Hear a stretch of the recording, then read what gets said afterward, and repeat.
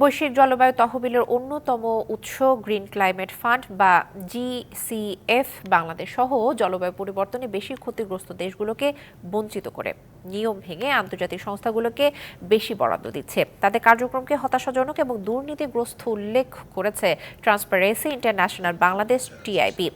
কোনো আন্তর্জাতিক সংস্থার অনিয়ম নিয়ে এটি টিআইবির প্রথম পর্যবেক্ষণ।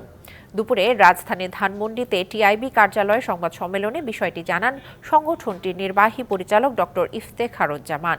তিনি বলেন, জিসিএফ এর নিয়ম অনুযায়ী জলবায়ু পরিবর্তনের বেশি ক্ষতিগ্রস্ত দেশগুলোকে বেশি বরাদ্দ দেওয়ার কথা রয়েছে।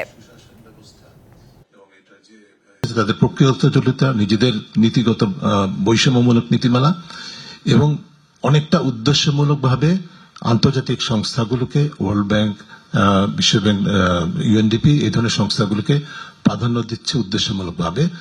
সেই কারণে বাংলাদেশের মতো দেশগুলো অর্থায়ন থেকে বঞ্চিত হচ্ছে জিসিএফ এর। নগদে 500 টাকা বা তার বেশি পেমেন্টে পেতে পারেন ঢাকায় জমিসহ 20 কোটি টাকার পুরস্কার।